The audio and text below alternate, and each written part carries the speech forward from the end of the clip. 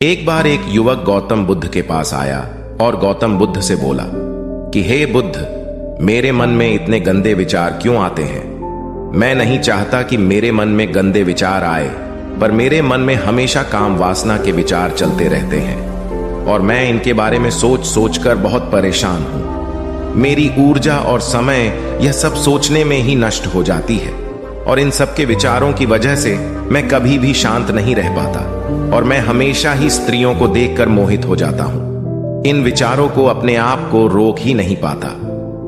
बुद्ध मुस्कुराए और उन्होंने उस युवक से पूछा, क्या तुम्हें पता है यह काम वासना होती क्या है? फिर लड़के ने उत्तर दिया और कहा, बुद्ध, मैं यह तो नहीं जानता कि काम वासना होती क्या है, पर हां, ये जो भी है बहुत बुरी चीज है। फिर बुद्ध ने उस युवक से कहा कि सबसे पहले तो तुम्हें यह समझना है कि प्राकृतिक रूप से जो भी चीज हमारे अंदर है वह बुरी नहीं है। हमारे जीवन में उसकी कुछ ना कुछ जरूरत है। वासना कोई बुरी बात नहीं है। यह तो हमारे मन की एक भावना है जो हमें किसी ना किसी चीज की कमी का एहसास करवाती है और फिर हम उस चीज को पाने के लिए उस चीज की तरफ आकर्षित हो जाते हैं। जैसे अगर तुम्हारे पास धन की कमी है तो तुम में धन पाने की वासना उत्पन्न हो जाएगी। तो वासना कुछ और नहीं, बस एक प्रकार की कमी है जो कि एक प्रकार की जरूरत का एहसास है, और जब यह जरूरत शारीरिक हो तो हम इसे काम वासना का नाम देते हैं। युवक ने गौतम बुद्ध को कहा कि बुद्ध, मुझे काम वासना का मतलब तो समझ में आ गया, पर आप मुझे यह बताइए कि यह आती कहां से है और कैसे आती है। गौतम बुद्ध ने कहा कि काम वासना कहीं से आती नहीं है, यह तो हमारे अंदर ही होती है और इसका होना तो जरूरी भी है, तभी तो मानव जाति का विस्तार होगा। युवक ने कहा, जब यह हमारे अंदर ही है और जरूरी भी है तो फिर लोग इसे गलत क्यों बोलते हैं? बुद्ध ने कहा कि यही तो समस्या है। लोगों ने काम वासना को गलत तरीके से सोच लिया है, इसे छिपाने की दबाने की कोशिश करते हैं। काम वासना गलत नहीं है, बल्कि काम वासना का गलत तरीके से प्रयोग करना गलत बात है। लोग जिससे प्रेम करते हैं बस उसी के लिए जीने लग जाते हैं, उसे पाना ही अपना लक्ष्य बना लेते हैं और उसी के बारे में हमेशा सोचते रहते हैं, पर यह सब गलत है। बुद्ध ने युवक से कहा, क्या तुम्हें पता है जानवरों में भी काम वासना होती है? युवक ने उत्तर दिया, हां बुद्ध, जानवरों में भी काम वासना होती है, क्योंकि जानवर भी तो आखिर अपनी पीढ़ी को आगे बढ़ाएंगे। बुद्ध ने कहा, तो फिर हम जानवरों की काम वासना को गलत क्यों नहीं कहते? युवक ने कहा, मुझे नहीं पता महात्मा, आप ही मुझे बताइए। गौतम बुद्ध ने कहा कि जानवर अपनी काम वासना का प्रयोग आनंद प्राप्ति के लिए नहीं करते, वह तो सिर्फ संतान उत्पन्न करने के लिए ही काम वासना का उपयोग करते हैं। जानवरों को प्रकृति ने इतनी समझ नहीं दी कि वह काम वासना को अपने सुख का आधार बना सके, जबकि मनुष्य अपनी समझ के बलबूते पर प्रकृति में पाई जाने वाली प्रत्येक वस्तु को अपने सुख के लिए प्रयोग करता है। हम इंसानों ने ही काम वासना को अपने सुख का साधन बना लिया है, जबकि प्रकृति ने तो हमें अपने वंश को आगे बढ़ाने के लिए दिया था, लेकिन इंसानों ने इसे अपने जीवन का परम लक्ष्य बना रखा है और इस तरह से काम वासना का भी लगाम हो जाना गलत है। युवक ने पूछा, महात्मा जी, ये काम वासना हम पर हावी क्यों होती है?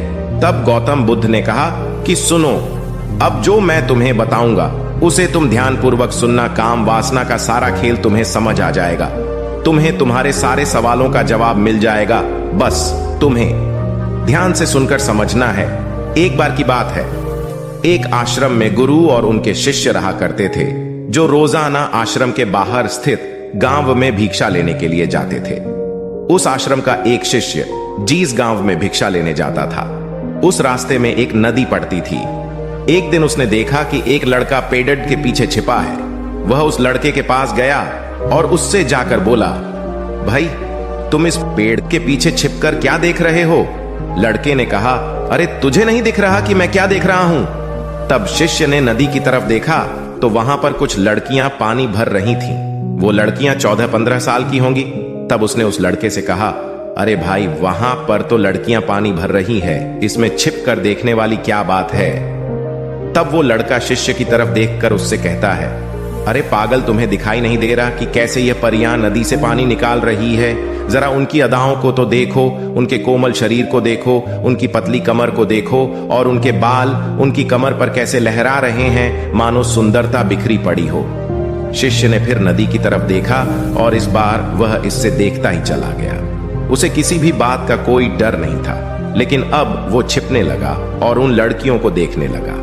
और जब वो छिपकर उन लड़कियों को देख रहा था, तभी वह अचानक अंदर से कांप गया और उसने कहा कि यह मैं क्या कर रहा हूं, मैं जो कर रहा हूं वह सही नहीं है, मुझे यहां से चले जाना चाहिए। और फिर वह जल्दी से वहां से चला गया। वो आश्रम पहुंच जाता है। आश्रम जाकर वो अपने कार्यों में लग गया, लेकिन जो अब भी वह देख कर आया था वहीं उसकी आंखों के सामने बार बार आ रहा था। उसके मन में वही दृश्य चल रहा था, उसके मन में वही सब कुछ देखने के लिए लड़ाई हो रही थी। उसका किसी भी काम में मन नहीं लग रहा था। सुबह होते ही वह रोज जल्दी ही भिक्षा के लिए आश्रम से निकल जाता और उस नदी के पास वाले पेड़ के पास जाता, और जहां पर वह लड़का पहले से मौजूद रहता था, उस लड़के के साथ मिलकर लड़कियों को छुप छुप कर देखता था। अब वह रोज ऐसा करने लग गया। यह उसके रोज का काम हो गया। अब उस शिष्य का मन किसी भी काम में नहीं लगता था। वो हमेशा ही किसी ना किसी प्रकार के विचार में उलझा रहता। वो आश्रम के कार्यों को भी ठीक ढंग से नहीं कर रहा था। न वो ठीक से सो पाता था और न वो ठीक से खाना खा पाता था। उसका मन बेचैन सा रहता था। उसका मन बार बार उन लड़कियों के सौंदर्य को देखने के लिए तरसता था। जब गुरु शिक्षा देते तब भी उसका मन कहीं और विचारों में खोया रहता था। गुरु ने अपने शिष्य की इन हरकतों को जान लिया था। तब एक दिन गुरु ने शिष्य को अपने पास बुलाया और कहा कि आज से मैं भी तुम्हारे साथ भिक्षा मांगने चलूंगा।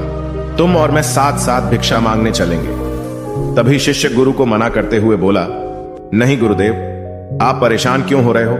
मैं अकेला ही ठीक से भिक्षा मांग सकता हूं। गुरु ने शिष्य से कहा कि ठीक है, तुम अकेले ही भिक्षा मांगने जाओ। शिष्य तुरंत वहां से भिक्षा मांगने के लिए निकल गया। उसके जाने के बाद गुरु भी आश्रम से निकल गए और शिष्य का पीछा करने लगे कि वो कहा जाता है, किससे मिलता है। यह सब देखने के लिए उसके पीछे पीछे चलने लगे। थोड़ी दूर जाने के बाद गुरु ने देखा कि उनका शिष्य एक लड़के के साथ एक पेड़ के पीछे अपराधी की तरह छिपा हुआ है और छिपकर कुछ देख रहा था। गुरु भी अपने शिष्य के पीछे जाकर खड़े हो गए कि आखिर उनका शिष्य क्या देख रहा है, जिसे देखने के लिए वो पेड़ के पीछे अपराधियों की तरह छिपा पड़ा है।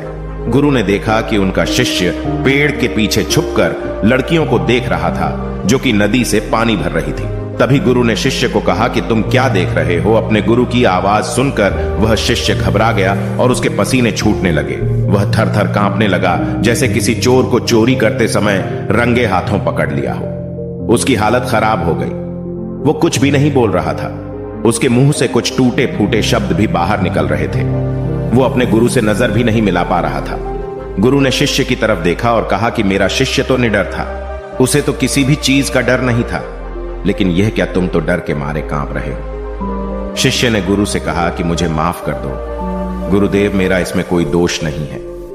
उस लड़के ने मुझे बहका दिया था, लेकिन आपसे मैं वादा करता हूं कि आज के बाद मैं ऐसा कभी दोबारा नहीं करूंगा। मुझे माफ कर दो गुरुदेव। गुरु ने शिष्य से कहा कि कोई बात नहीं, पर इस बात का तुम ध्यान रखना कि हम जैसी संगति करते हैं वैसा ही फल हमें प्राप्त होता है। उसके विचार हमारे अंदर प्रवेश करते हैं, इसीलिए अच्छी संगति करो जिससे तुम्हारे अंदर अच्छे विचारों का प्रवेश हो। फिर गुरु और शिष्य आश्रम लौट आए और फिर से आश्रम के कार्यों पर ध्यान देने लगे। उसने उस रास्ते को छोड़ दिया और दूसरे रास्ते से जाने लगा। वो अपने काम को ध्यान से करता, लेकिन धीरे धीरे उसके अंदर क्रोध उत्पन्न हो गया और फिर वो दूसरों पर क्रोध करने लगा और बेचैन रहने लग गया। अब वो सही समय पर भोजन भी नहीं करता था। वो भोजन भी बहुत कम खाता था। एक रात गुरु शिष्य के पास आए और उसे बोले कि अब तक तुमने कितनी बार अपना वादा तोड़ दिया। यह सुनकर शिष्य अपने गुरु के चरणों में गिर गया और रोने लगा। रोते रोते ही उसने गुरु से कहा कि गुरुदेव, मैं कई बार अपना वादा तोड़ चुका हूं, फिर वादा कर लेता हूं, लेकिन हर बार मैं वादा तोड़ देता हूं। मेरा मन मेरे नियंत्रण में है ही नहीं। मैं बहुत कोशिश करता हूं कि मैं अपने मन से सारे बुरे विचारों को निकाल डालूं, लेकिन मैं चाहकर भी ऐसा नहीं कर पा रहा हूं। फिर गुरु ने शिष्य को कहा कि चलो मेरे साथ। गुरु शिष्य को आश्रम के बगीचे में लेकर गए और शिष्य से कहा कि देखो, यहां पर कुछ नालियां बनी हुई है जिससे नदी का पानी इन पौधों तक आ रहा है और यह पानी एक निरंतर भाव से बह रहा है। क्या तुम इस पानी के बहाव को रोक सकते हो? शिष्य ने कहा कि हां गुरुदेव, मैं इस बहाव को रोक सकता हूं। फिर शिष्य ने मिट्टी उठाकर उस नाली में डाल दी। वो पानी थोड़ी देर के लिए रुक गया और फिर थोड़ी देर बाद उस मिट्टी के ऊपर से पानी बह गया। गुरु ने शिष्य से कहा, अरे ये क्या, ये तो पानी रुका ही नहीं। फिर शिष्य ने कुछ कंकड़ पत्थर उठाकर उस नाली में डाल दिए और फिर थोड़ी देर के लिए पानी रुक गया। लेकिन फिर थोड़ी देर बाद ही उन कंकड़ पत्थर के ऊपर से पानी निकल आया। फिर गुरु ने कहा कि यह क्या हुआ, पानी तो फिर से बह गया। तुम तो बोल रहे थे कि तुम इसे रोक दोगे। क्या हम किसी काम को रोकना चाहे तो क्या हम उसे रोक नहीं सकते? तब शिष्य ने कहा, कोई बात नहीं गुरुदेव, मैं इस पानी को तो आपको रोक के दिखाऊंगा। वह फिर से एक बड़ा सा पत्थर लेकर आया और उसे नाली पर डाल दिया और पानी रुक गया। तब गुरु से कहा कि देखा गुरुदेव, मैंने कहा था ना कि पानी को मैं रोक दूंगा। मैंने पानी को रोक दिखाया। आपकी बात मैंने पूरी कर दी। गुरु मुस्कुराए और बोले, अच्छा जरा ध्यान से देखो, पानी रुक गया। क्या वो तो पीछे की नाली तोड़कर बाहर आ गया और अगल बगल से बह रहा है? और ध्यान से देखो, इस पत्थर को आगे भी आ गया और ये पानी अपना रास्ता बदल कर फिर से आगे की तरफ बह जाएगा। और फिर थोड़ी देर बाद ऐसा ही हुआ। फिर गुरु ने शिष्य को समझाया कि तुम्हारे साथ भी तो ऐसा ही चल रहा है। तुम बार बार प्रयास कर रहे हो, बड़े से बड़ा प्रयास कर रहे हो, पर हर बार तुम्हारा प्रयास टूट रहा है और यह हमेशा टूटता ही रहेगा। तुम कितना भी बड़ा पत्थर रख लो, लेकिन पानी तो अपना रास्ता बना ही लेगा। यह सब देखकर गुरु से कहा कि हे गुरुदेव, क्या कोई तरीका नहीं है जिससे मैं गंदे विचारों से बाहर निकल सकूं और ये मेरे मन में आए ही नहीं? गुरु शिष्य को एक नदी के पास ले गए जहां से उस बगीचे में पानी आ रहा था। गुरु ने शिष्य से कहा, वो पानी इसी नदी से जा रहा है। अगर हम यहीं से उस रास्ते को बंद कर दें जहां से पानी बगीचे में जा रहा है, अब क्या हम पानी को रोक नहीं सकते? शिष्य ने कहा कि हां गुरुदेव, अवश्य ऐसा हो सकता है। मैं इस पानी को यहीं से बंद कर देता हूं, तब आगे की नाली में पानी जाएगा ही नहीं और फिर बगीचे में पानी जाएगा ही नहीं। फिर से नदी से जाने वाले रास्ते को बहुत मेहनत करके पत्थर और मिट्टी डाल डालकर बंद कर दिया और गुरु से कहा कि गुरुदेव, मैंने पानी को बंद कर दिया है, अब यह पानी बगीचे में जाएगा ही नहीं। तब गुरु ने कहा कि अगर पानी बगीचे में नहीं जाएगा तो पेड़ पौधों को पानी कहां से मिलेगा? उन पेड़ पौधों को तो पानी की आवश्यकता है और उन पेड़ पौधों में कुछ पेड़ पौधे तो ऐसे हैं जिनको रोज पानी की आवश्यकता है। वह तो मुरझाकर मर ही जाएंगे, उनका क्या होगा? पानी तो हमें खोलना ही होगा। शिष्य ने गुरु की बात सुनकर वापस नदी से जाने वाले पानी का रास्ता खोल दिया। तब गुरु ने शिष्य से पूछा कि अगर हम इस नदी के पूरे पानी को बगीचे की तरफ मोड़ दे तो क्या होगा? तब शिष्य ने जवाब दिया कि गुरुदेव, वहां पर जितने भी पेड़ पौधे हैं वो गलकर नष्ट हो जाएंगे, वहां पर कुछ नहीं बचेगा। फिर गुरु मुस्कुराए और बोले, तुम इस बात को समझो कि हमें किसी भी चीज को रोकना नहीं है, बस हमें हमेशा संतुलन बनाए रखना है। कम पानी से भी पौधे नष्ट होते हैं और ज्यादा पानी से भी पौधे नष्ट होते हैं। हमारा जीवन संतुलन से ही चलता है। गुरु ने शिष्य से कहा कि अगर मैं तुम्हें कहूं कि तुम आम के बारे में मत सोचो तो तुम्हारे मन में सबसे पहले किसका चित्र आएगा? शिष्य ने कहा कि गुरुदेव, मेरे मन में तो पहला चित्र आम का ही आएगा। गुरु ने कहा कि जब हम गंदे विचारों को जबरदस्ती रोकने का प्रयास करते हैं तो वह और मजबूती के साथ हमारे अंदर प्रवेश करते हैं और ज्यादा हमारे अंदर उठते हैं। इसीलिए हमें उन्हें कभी भी दबाने की कोशिश नहीं करनी चाहिए। फिर गुरु ने शिष्य को जाते हुए कहा कि हमारे गंदे विचार बुरे लोगों की संगति करने की वजह से भी आते हैं। कई बार क्या होता है कि कामुकता हमारे अंदर होती नहीं है, लेकिन कुछ अश्लील लोगों के साथ रहने की वजह से यह हमारे अंदर हावी हो जाती है। फिर शिष्य ने कहा कि गुरुदेव, आप सही कह रहे हैं, मैं अपने मार्ग से भटक गया था। फिर वो शिष्य उस रात बहुत ही चैन की नींद सोया। सुबह अपने कार्यों को पूरे मन से किया और फिर सुबह वो भिक्षा लेने के लिए उसी रास्ते से गया जहां वह लड़का आज भी पेड़ के पीछे छुपकर उन लड़कियों को देख रहा था। वो शिष्य नदी पर गया जहां वह लड़कियां पानी भर रही थीं। उसने उन लड़कियों से पानी मांगा। उन लड़कियों में से एक लड़की ने उसे पानी पिलाया और उस सन्यासी शिष्य के चरण छुए। शिष्य ने उसे आशीर्वाद दिया कि तुम्हारा कल्याण हो। उसका मन सकारात्मक ऊर्जा से भर गया। उसके चेहरे पर मुस्कान आ गई थी, जैसे कि उसे कुछ खोया हुआ वापस मिल गया हो। वह वापस अपने रास्ते से जाने लगा। तभी पीछे से वह लड़का आ गया जो पेड़ के पीछे छुपा हुआ था। वह शिष्य के पास आया और बोला कि क्या बात है, आज तो तुमने नजदीक से दर्शन कर लिए, तुम तो मुझसे भी आगे निकले।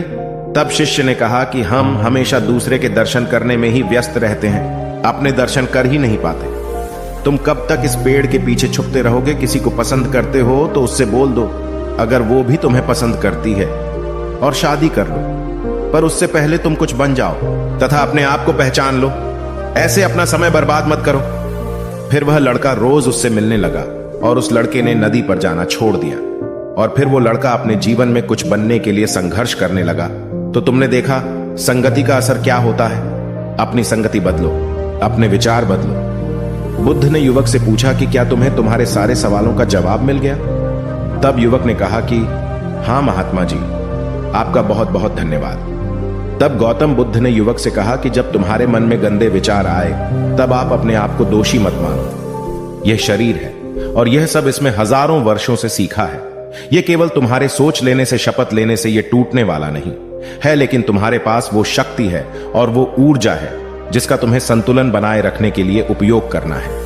तुम एक जीवित ऊर्जा हो जो कुछ भी अनुभव करने के लिए स्वतंत्र हो, जो कुछ निर्माण करने के लिए स्वतंत्र हैं। इसीलिए तुम अपने आप को पहचानो। दोस्तों, आपको यह कहानी कैसी लगी हमें कमेंट करके जरूर बताना और ऐसी ही और कहानियों के लिए सब्सक्राइब का बटन जरूर से दबा देना।